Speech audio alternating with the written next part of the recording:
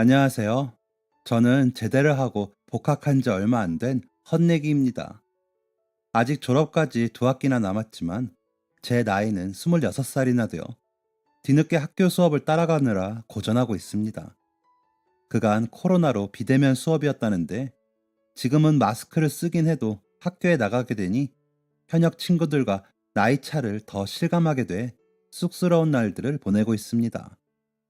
그 와중에 과외 알바하느라 시간에 쫓겨 고생을 하고 있긴 하지만 그래도 전보다는 안정적인 상황이 된 것 같아 마음은 편합니다. 아직 이 변화에 적응을 해야 할 것 같기는 하지만 말이죠. 가끔 밤에 배달 어플로 알바를 다니면서 심심풀이로 여러 사연을 접하게 되었는데 제가 겪은 일들도 풀어보면 좋을 것 같아 이렇게 사연을 써 보내봅니다. 그러면서 제 정신도 정리할 겸 말이죠. 다소 무거울 수도 있는 사연이지만 들어주신다면 감사하겠습니다. 제가 10살이 되던 해에 저희 부모님께서는 이혼을 하셨습니다. 아버지는 의사셨는데 무슨 이유인지는 모르겠지만 항상 술에 취해 계셨습니다. 저를 말없이 안아주실 때마다 술 냄새가 풍겨왔죠. 엄마는 그런 아버지에게 소리를 지르며 화를 내셨고 그런 엄마를 말없이 바라보던 아버지는 슬픈 눈빛을 하고 절 보다가 서재로 들어가 버리시곤 하셨습니다. 그런 장면을 본 저는 마음이 불안했죠. 아버지가 갑자기 사라져버릴 것 같다는 생각을 했거든요. 그 불안함은 그리 멀지 않은 때에 현실로 다가왔습니다. 이제 막 더워지려고 할 때였는데 친구들과 자전거를 타고 땀을 뻘뻘 흘리고 돌아오니 아버지는 가방 두세 개를 챙겨 들고 계시더군요. 현우야, 아빠가 현우 보러 꼭 올게. 그러니까 엄마 말씀 잘 듣고 밥 잘 먹고 있어. 알았지? 라고 하시더니 제가 으스러질 것 같이 안아주시곤 집을 떠나셨습니다. 아버지에게 가지 말라며 울면서 매달렸지만 거칠게 저를 아버지로부터 떼어낸 엄마가 방으로 들어가. 우리 버리고 가는 사람한테 뭐하러 매달려? 라며 제 방으로 밀어 넣어버리셨던 게 기억이 납니다.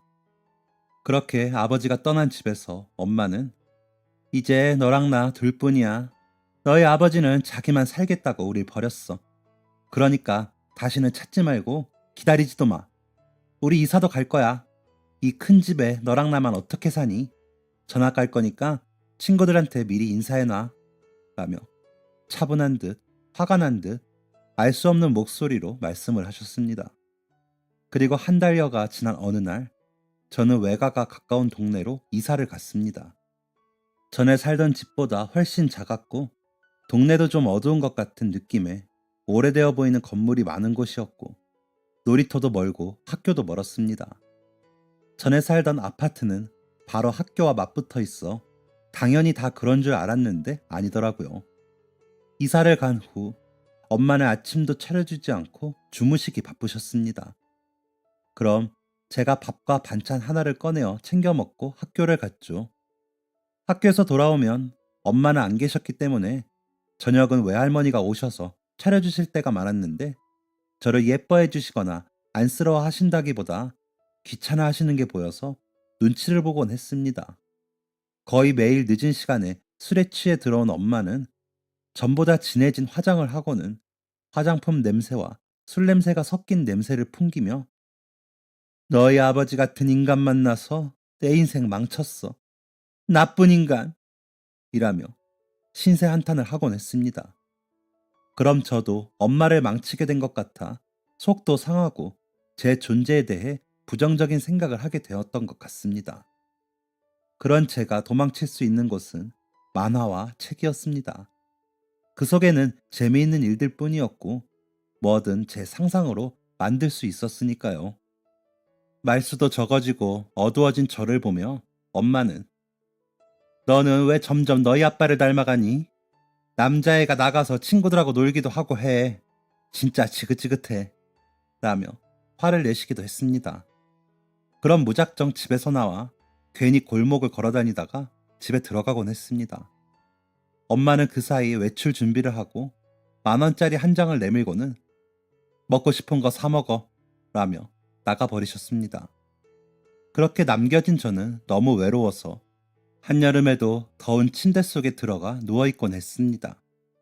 그러다 잠이 들면 아버지와 엄마가 사이가 좋아 즐겁게 소풍을 가던 그때의 꿈을 꾸기도 했습니다. 꿈에서 깨면 어두컴컴한 제 방을 둘러보곤 울기도 많이 울었습니다.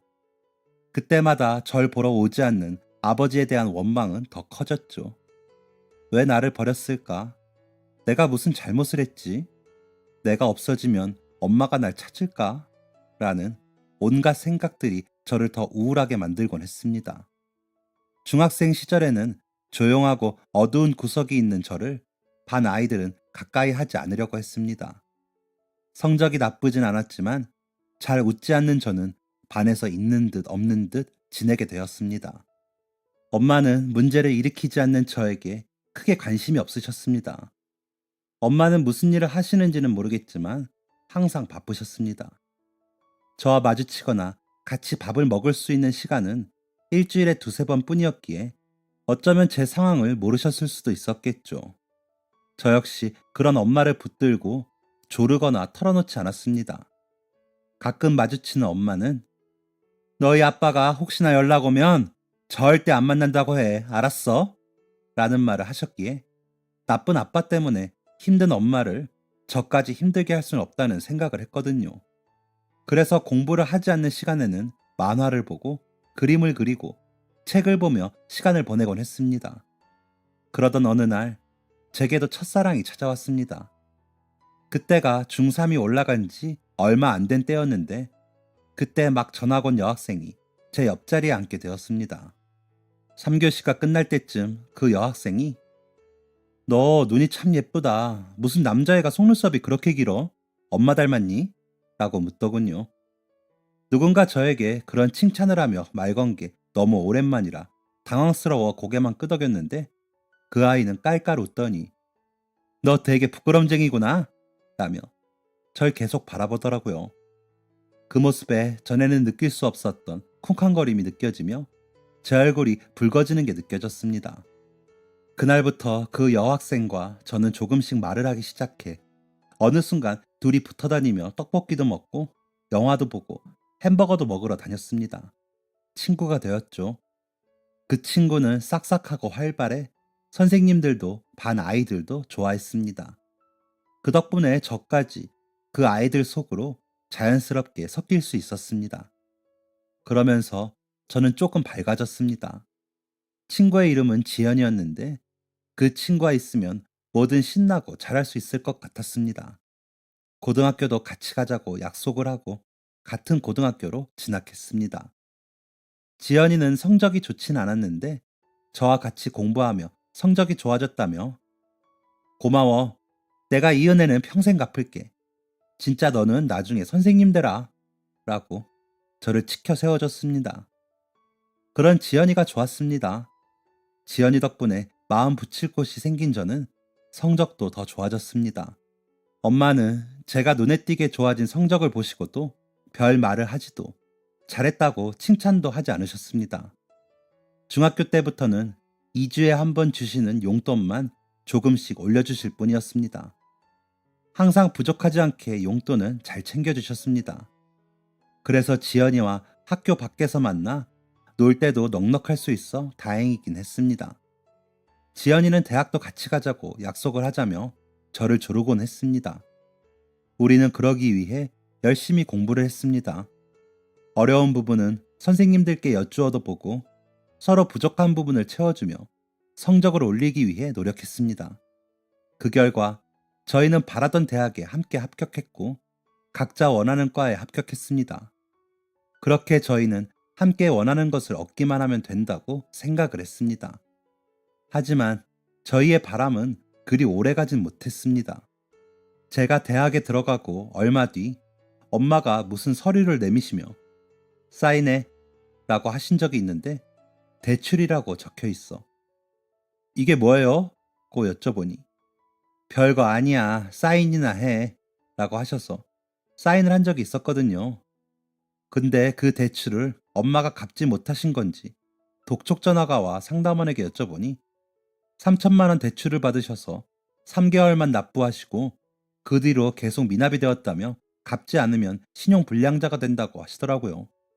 엄마에게 전화를 해 어떻게 된 일이냐 여쭈어 봤더니 그래 미안하다. 그런데 어쩌니? 여자 혼자 자식 키우느라 그런 걸. 너도 이제 돈 벌 수 있으니까 너가 좀 갚아줘. 이번 달 거는 내가 어떻게든 넣어볼게. 다음 달부터는 부탁 좀 해. 라며 전화를 끊으시더라고요.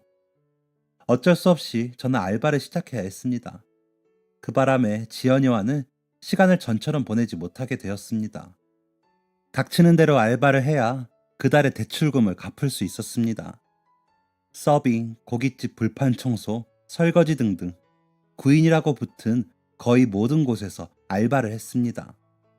그리고 더 이상 엄마는 용돈을 주시지 않으셨기 때문에 제 용돈도 벌어야 했고요. 지연이는 제 처지를 이해해주면서도 전처럼 함께하지 못하는 것에 아쉬워했습니다.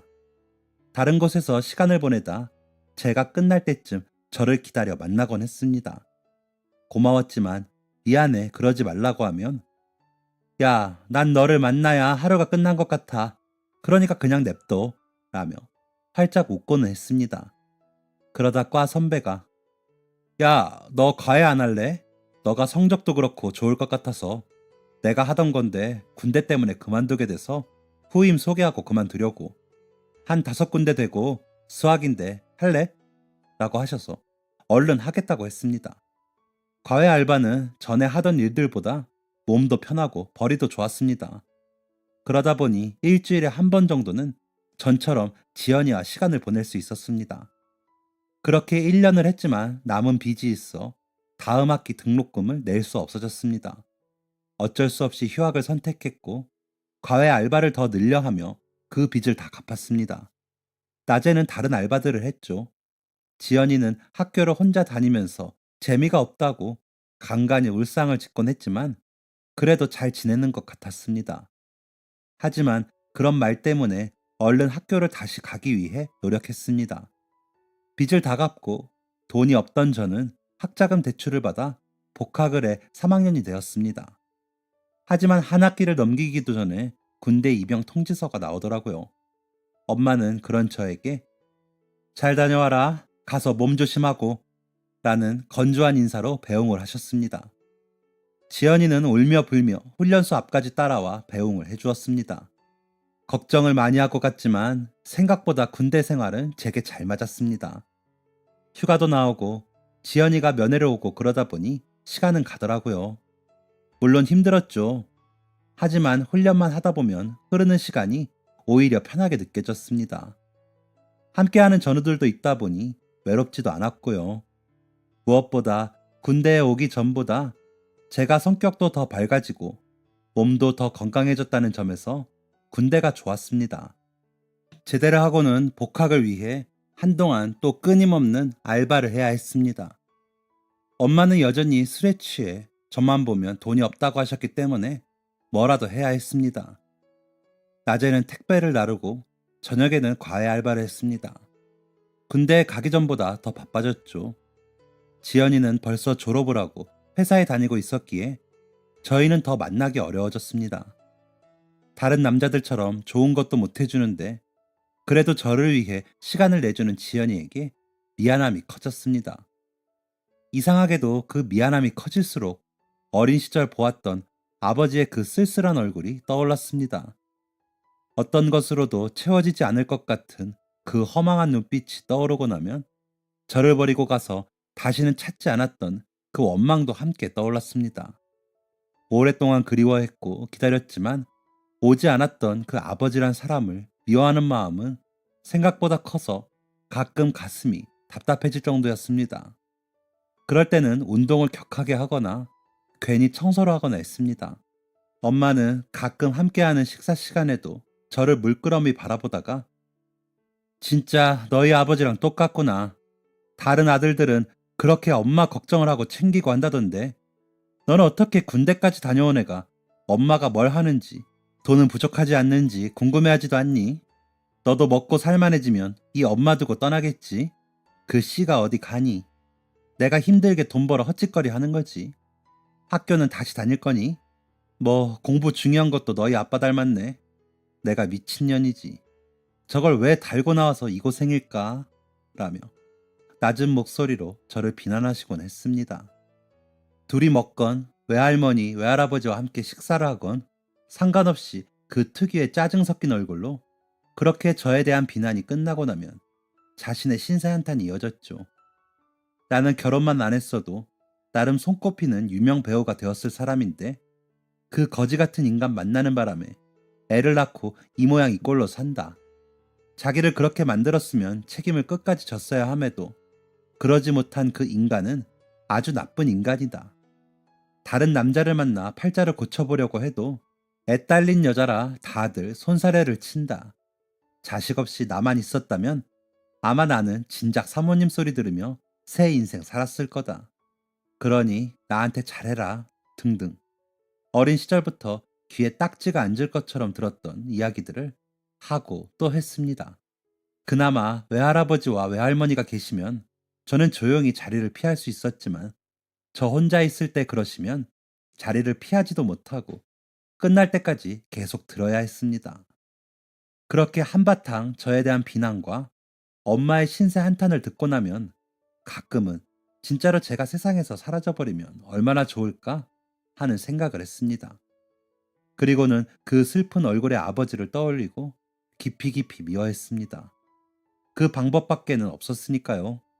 외할아버지, 외할머니도 엄마와 같은 생각인 건지 저를 위로하시거나 불쌍해하지도 않으셨기에 저는 그런 식으로 제 마음을 위태롭게 두었습니다.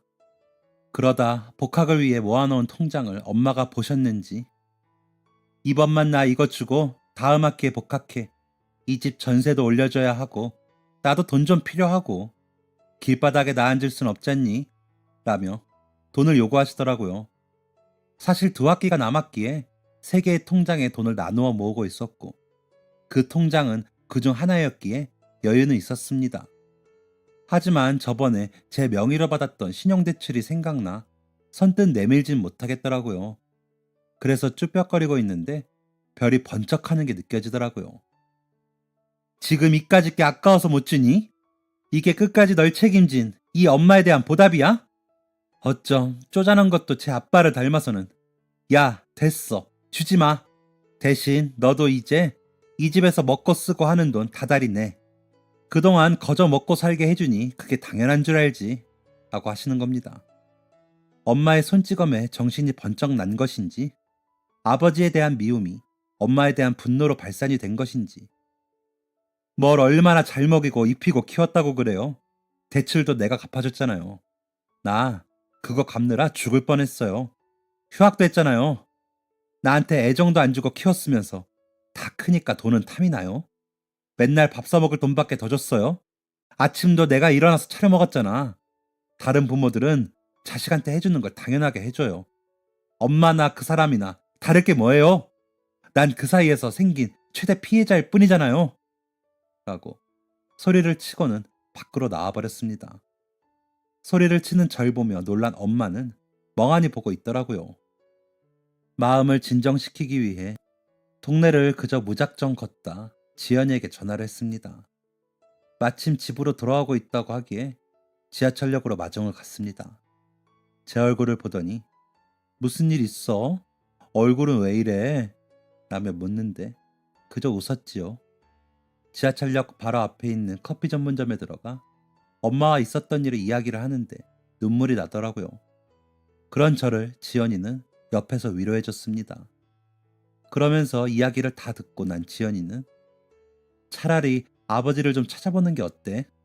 어머니도 여태 그렇게 화를 내실 정도면 아버지를 찾아서 보상해달라고 해보는 것도 나쁘진 않은 것 같아 라며 이야기를 하더라고요. 순간적으로 그래 볼까 싶었지만 겁이 났습니다. 찾은 아버지가 아직도 그런 슬픈 눈으로 저를 바라볼 생각을 하니 숨이 막힐 것 같았기도 했고요. 그래서 어떻게 찾아?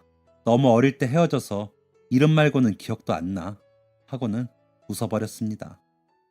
25살이나 먹었어도 아버지라는 이름 앞에서는 아직도 10살인 그때로 돌아가는 느낌이었거든요. 집으로 돌아가 엄마가 보았던 통장을 식탁 위에 올려놓고 잠이 들었습니다. 비밀번호와 체크카드도 함께 놓았죠. 다음날 아침 웬일로 식탁에 밥이 차려져 있더라고요. 다 먹는 동안에도 엄마는 나와보지 않으셨습니다. 설거지까지 다 해놓고 출근을 하고 아무 일도 없었다는 듯 다시 일을 했습니다. 그날 저녁 과외를 하던 한 학생이 선생님, 제 친구 중에 공부 잘하는 애가 있는데 조금 부족한 부분만 채우고 싶다고 3개월만 과외해 줄 수 있냐고 묻는데 어떠세요? 라고 묻기에 얼른 그러라고 하라고 했죠. 학생의 전화번호를 받고 통화를 하는데 요즘 아이들답지 않게 예의도 바르고 본인이 어떤 부분이 어려운지도 정확히 알고 있더라고요. 그리고 학생 어머님과 통화를 하는데도 말투가 교양도 있으시고 친절하신 게 좋으셨습니다. 스케줄 조정을 해 그 학생이 수업을 할 수 있게 시간표를 만들고 그 학생의 집으로 갔습니다. 제가 어릴 적 살던 동네와 그다지 멀지 않은 아파트였는데 괜히 마음이 그렇더라고요. 초인종을 눌러 집 안으로 들어섰을 때 밝고 따뜻한 집안의 분위기도 좋게 느껴졌습니다. 학생과의 첫 수업은 만족스러웠습니다. 총명한 학생이라 알아듣기도 잘 알아들었고 겸손한 학생이었기에 수업하기 좋았거든요.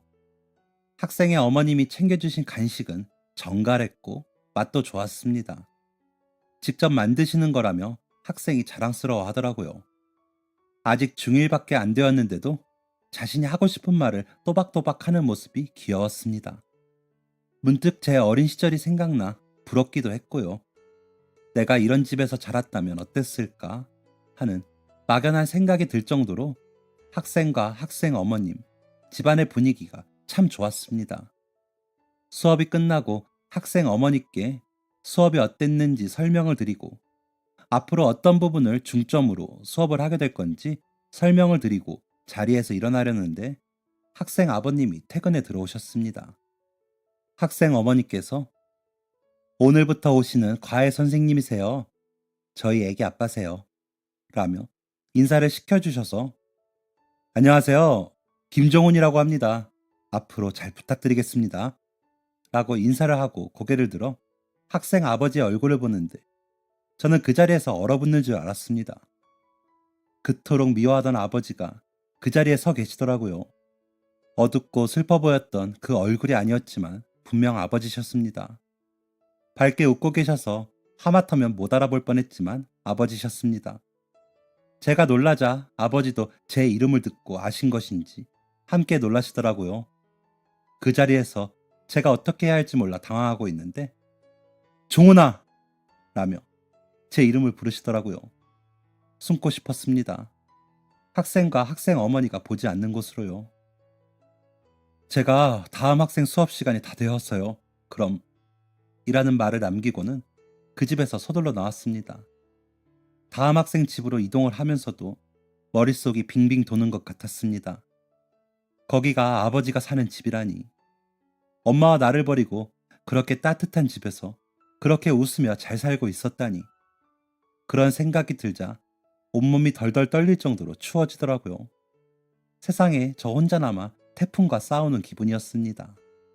그날 밤 집으로 돌아와 지연이와 통화를 하며 오늘 있었던 일에 대해 이야기를 했습니다. 엄마는 집을 비우고 안 계셨기에 조금은 격양된 목소리로 나는 그렇게 부러우지도 않더니 다른 아이가 있더라. 걔도 남자아이였어. 참나. 그래서 날 잊어버린 걸까? 라고 이야기하는데 눈물이 나더라고요. 지연이는 아무런 말도 없이 듣다가 그분에게도 무슨 사연이 있지 않을까? 다시 한번 만나서 이야기를 나누어 보는 게 어때? 혼자 가기 그러면 내가 같이 가줄게. 라고 하더군요. 그 사람의 사연 따위 궁금하진 않았지만 왜 나를 버리고 오지도 않았는지 궁금하긴 했습니다. 자식을 버리고 다른 자식을 낳아 그렇게 잘 키웠으면서 제 생각은 안 났는지도 궁금했고요. 하지만 뭐라고 하며 제가 그 사람에게 먼저 보자고 해야 할지 모르겠더라고요. 그래서 지연이에게 생각 좀 해볼게 라고는 전화를 끊었는데 문자가 와 있더군요. 종훈아, 아빠다. 아까는 너무 놀랐지? 시간 괜찮으면 아빠 좀 만나줄래? 너가 정하는 시간이면 아빠는 다 괜찮아. 아빠는 아직도 그 동네에서 병원을 하고 있어. 그쪽으로 와도 좋다. 라는 메시지였습니다. 15년을 버려놓았다가 이제 와서 이렇게 구는 것이 이해가 가지 않았습니다. 지연이 말처럼 혹시나 무슨 일이 있었던 건 아닐까 하는 생각이 들기도 하더군요. 그래서 지연이와 그 사람을 만나기로 했습니다. 혼자서는 도저히 갈 엄두가 안 나더라고요. 약속 장소에 나가보니 그 사람은 먼저 와 기다리고 있었습니다. 마스크를 꼈는데도 한 번에 아버지인지 알겠더라고요. 지연이도 저분이라며 단번에 알아볼 만큼 저와 닮은 얼굴이었으니까요. 자리에 앉으며 저랑 오랫동안 만난 친구예요. 졸업하면 결혼하려고요. 그래서 겸사겸사 데리고 왔어요. 라며 지연이를 소개했습니다. 그러자 환히 웃으며 그래요. 고마워요. 나와줘서. 라는 그 사람의 얼굴을 보니 울분이 느껴졌습니다. 그렇게 웃으실 줄도 아시네요. 제 기억엔 그런 표정이 없는데. 라고 말하는 저를 본 그 사람은 그때는 아빠가 많이 힘들었어. 미안했다. 그래, 잘 지냈니? 학교도 좋은 곳으로 갔더구나. 군대는 잘 다녀왔고. 라며 마치 좋은 아버지가 아들을 걱정하듯 물으시더라고요. 그런 그 사람의 모습을 보자니 미움과 원망이 마음속에서 똘똘 뭉쳐서 단단한 덩어리가 되는 것이 느껴졌습니다. 그 덩어리로 저 사람을 어떻게든 아프게 하고 싶다는 생각을 했죠. 갑자기 그게 왜 궁금하세요? 10살짜리 아들을 버리고 보러 오지도 않으셨잖아요. 다른 분 만나시느라 바쁘셨어요. 새 아들이 태어나니 저 같은 건 안중에도 없으셨어요. 엄마는 그렇다 쳐도 저는 챙기셨어야 하는 거 아니에요? 잘 지냈냐고요? 제 꼴을 보세요. 잘 지낸 것처럼 보여요. 라며 그 사람에게 냉소적으로 말을 했습니다. 그러자 그 사람은 그랬구나. 미안하다. 그래, 아빠가 무심했지.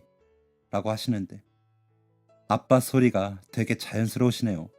저는 너무 생소한데 앞으로 과외는 못할 것 같아요. 그리고 다시는 이렇게 만날 일도 없고요. 앞으로도 지금까지 그랬던 것처럼 서로 없는 사람으로 생각하며 살아요. 라고 하고는 그 자리에서 일어나 나와버렸습니다. 지연이는 인사를 하며 저를 따라 나오면서 아무 말 없이 제 팔을 꼭 잡아주더라고요. 얼른 그 자리를 벗어나고 싶었기에 그런 지연이의 손을 잡고 거의 뛰듯이 나와 택시를 탔습니다. 동네로 가주시라고 기사님께 말씀을 드리고는 흑흑 소리를 내며 울었습니다. 그분, 아버지는 제가 말을 하는 동안 그때 그 슬픈 표정으로 돌아가 있더라고요. 나라는 존재는 아버지를 그렇게 슬프게만 하는 존재라는 게 속상했습니다. 행선지에 도착해 택시에서 내려 버스 정류장에 앉아 한동안 멍하니 있었습니다. 그런 제 곁에서 말없이 있어주던 지연이는 그런데 너희 아버지 널 바라보시는 게 되게 사랑스러운 눈빛으로 보시던데 널 잊고 살았다고 하기엔 너무 사랑스럽게 보셔서 좀 놀랐어. 라고 하는데 그 부분에서 저도 공감을 했습니다. 하지만 그런데도 저를 찾지 않은 사실이 달라지진 않으니 뭐 크게 동요되지도 않았죠. 배가 고프다는 지연이를 데리고 가 밥을 먹고 집으로 돌아와 침대에 눕는데 그 어떤 하루보다 길었고 고된 하루를 보낸 것 같이 느껴졌습니다. 그렇게 멍하니 있다 잠이 들었다가 일어나 보니 출근 시간이더군요. 휴일을 그렇게 보내 아쉬운 마음이 가득한 아침이었습니다. 그렇게 저는 다시 제 일상으로 아무렇지도 않게 돌아갔습니다. 며칠 후 그 학생의 어머니가 전화를 하셨더라고요. 받을까 받지 말까 고민을 하다가 전화가 끊겼습니다. 그 후로도 전화는 2번이 더 울렸고 3번째 벨이 울릴 때 저는 못 이기는 척 받았습니다. 여보세요? 라고는 아무 말도 하지 않으시기에 할 말이 없으시면 끊겠습니다. 라고 했더니 선생님, 성함 보고 아이 아빠에게 말을 할까 말까 했지만 혹시나 싶어 말하지 않았어요. 동명이인일 거라고 생각했고요. 그런데 집에 들어서는데 어쩌면 가능하겠다 싶어 아이 아빠에게 야간 진료 보지 말고 얼른 오시라고 한 거예요. 라고 하시더라고요. 그럼 저를 찾길 원하셨다는 건가요? 라고 물으니 네, 아이 아빠는 종훈 씨를 너무 그리워했어요.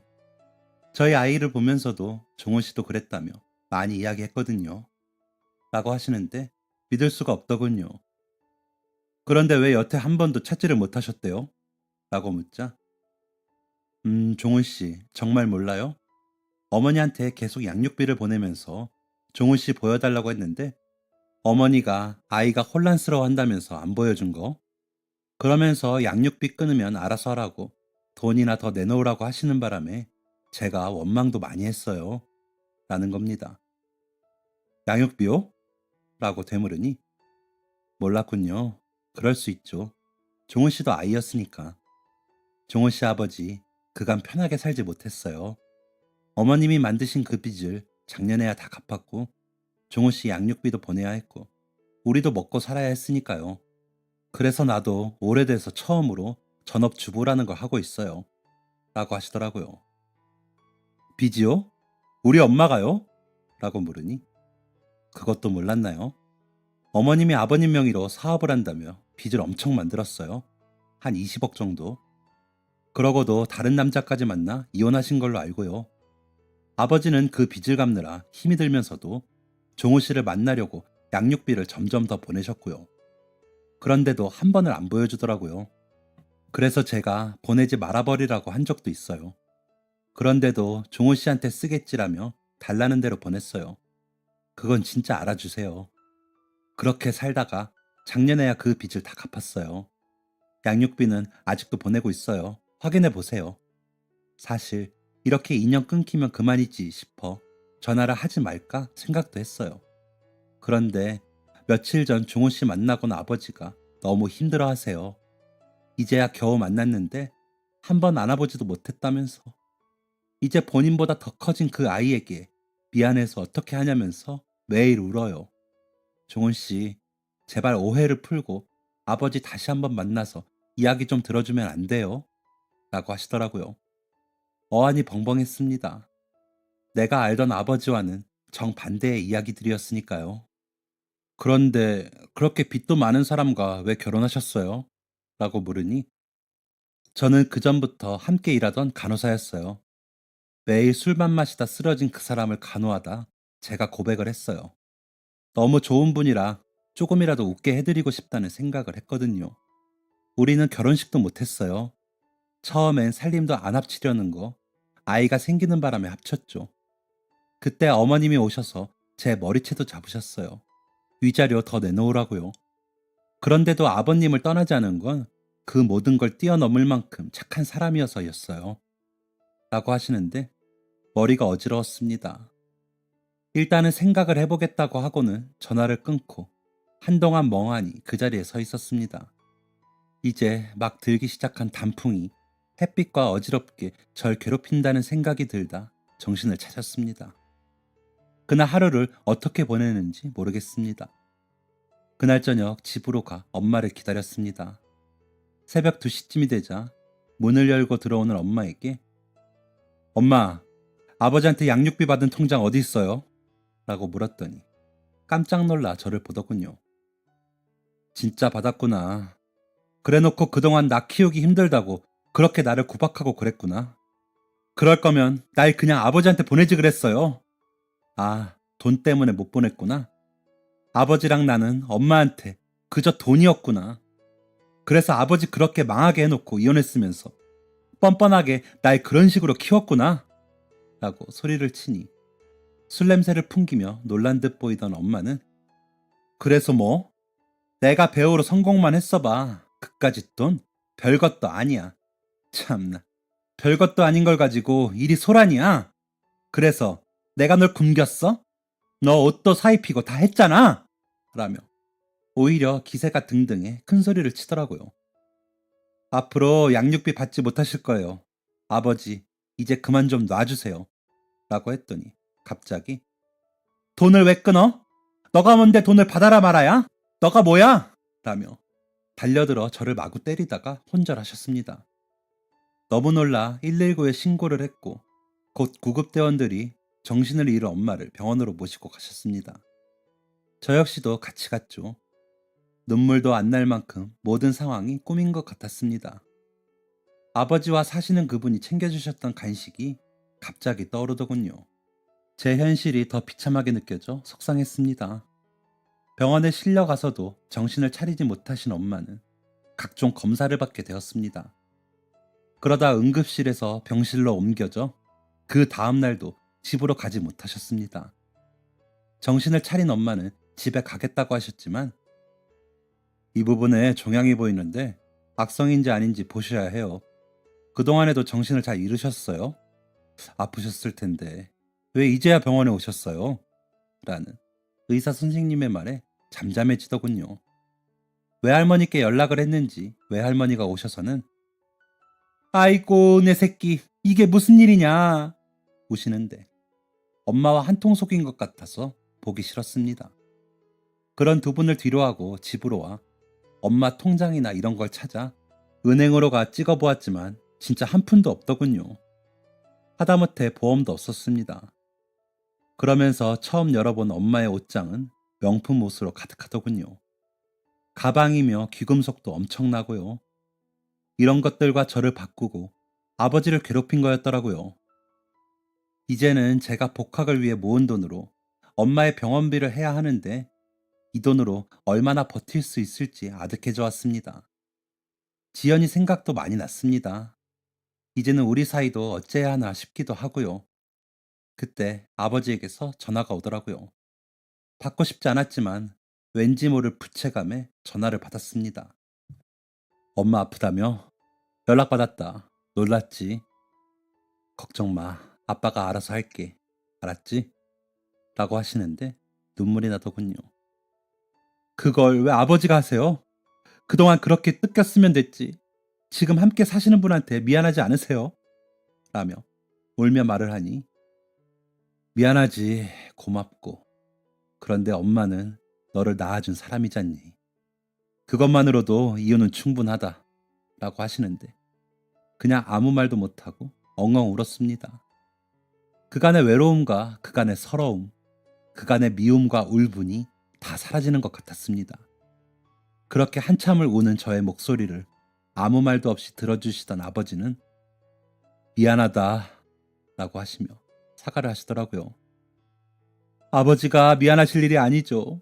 제가 죄송해요. 진작 찾아보지 못해서요. 라며 아버지께 다시 연락드리겠다고 하고는 전화를 끊었습니다. 아버지의 그 전화 한 통으로 제 인생이 달라지더군요. 저는 더 이상 우울하고 어두운 김종훈이 아니었습니다. 그간에 밝아지고 있다라고 생각하면서도 가지고 있었던 어두운 면이 다 지워지는 기분이었습니다. 엄마는 아버지의 도움으로 치료를 받으셨고 지금도 항암 중이십니다. 저는 엄마와 살던 집에서 나와 학교 근처에 투룸을 얻어 혼자 지내고 있고요.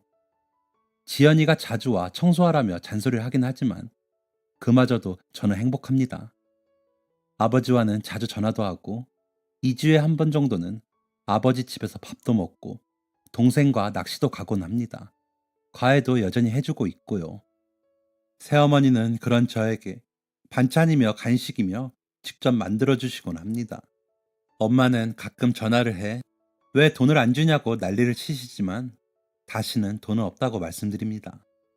가끔 아버지가 조금씩 보내주시는 것 같긴 하더라고요. 그 부분은 엄마가 완치가 될 때까지 계속되지 않을까 싶습니다. 복학해 어버버거리며 따라가기 바쁘지만 그래도 다른 생활이 안정적이고 마음이 편해지니 행복하다는 생각이 자주 드는 요즘입니다. 누군가를 만나 가정을 이룬다는 게 참 어려운 일이고 지옥을 만들기도 천국을 만들기도 한다는 생각을 합니다. 그런 면에서 저는 지연이를 만난 게 정말 다행이라는 생각도 하죠. 아직 먼 이야기이긴 하지만 꼭 지연이와 결혼해 아버지와 새어머니처럼 행복하고 밝고 따뜻한 가정을 만들고 싶습니다.